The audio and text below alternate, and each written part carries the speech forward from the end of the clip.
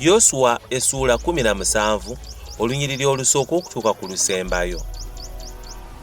Na kano ke kaali akalulu k'ekika kya Manase kubanga oyo ye yali omubereberye w'ekika kya Yusufu. Makiri omubereberye wa Manase era jjajja wa Gireyaadi kubanga yali mulwanyi kyeyava alya Gireyaadi ne Basani.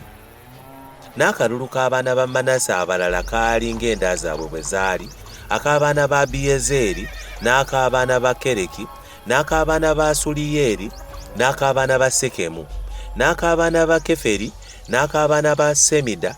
Abo be baana ab'obulenzi aba Manase omwana wa Yusufu ng'enda zaabwe bwe zaali.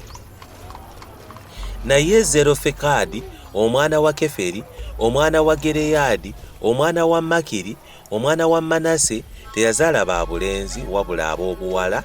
Na gano ge mannya g'abaana be ab'obuwala: Maala ne Noowa, Kogula, Mirika ne Turuza.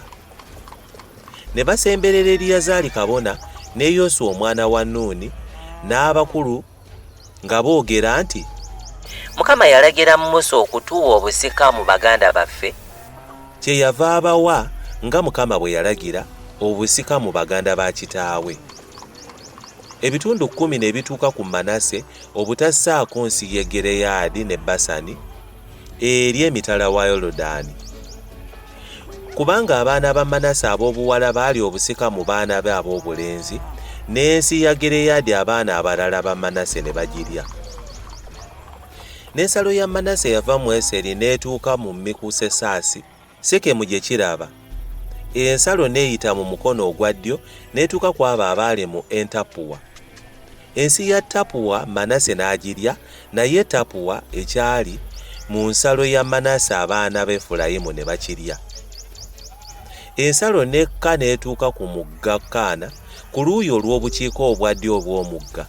Ebibuga ebyo Efulayimu n'abirya mu bibuga bya Manase, n'ensalo ya Manase yali ku luuyi olw'obukiika obwa kkono obw'omugga, n'enkomerero yaazo yali ku nnyanja. Oluuyi olw'obukiika obwa ddyo obw'Efulayimu yalulya, n'oluuyi olw'obukiika obwa ddyo Manase n'alulya, n'ennyanja yali nsalo ye. Ne batuuka ku Aseri ku luuyi olw'obukiika obwa kkono, ne ku Isakaali ku luuyi olw'ebuvanjuba. Manase n'alya mu nsi ya Isakaali n'eya Aseri, Besusayini n'ebibuga byakyo, ne Ibuleamu n'ebibuga byakyo, n'abali mu Doli n'ebibuga byakyo, n'abali mu Endoli n'ebibuga byakyo, n'abali mu Tanaki n'ebibuga byakyo, n'abali mu Megiddo n'ebibuga byakyo, n'ensozi 3. Naye abaana ba Manase ne batayinza kugobamu abaali mu bibuga ebyo, naye Abakanani ne baagala okubeera mu nsi eyo. Awo abaana ba Isirayiri ne bafuna amaanyi, ne bakoza Abakanani emirimu emiragire, ne batabagobera ddala.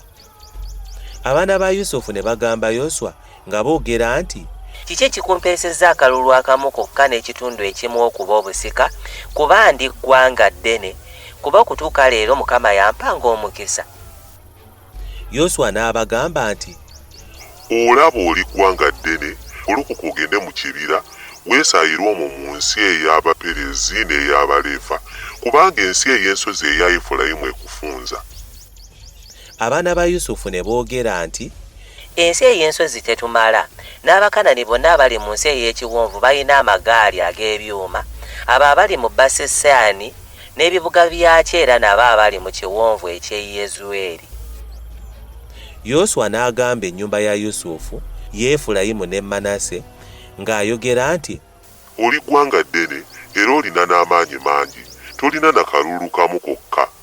Naye ensi ey'ensozi eribeera yiyo, kuba newankubadde nga kibira, oli kisaawa, n'amakubo agavaamu gali bagago, kubanga Abakanani oli bagobamu, newankubadde nga balina amagaali ag'ebyuma, era newankubadde nga b'amaanyi.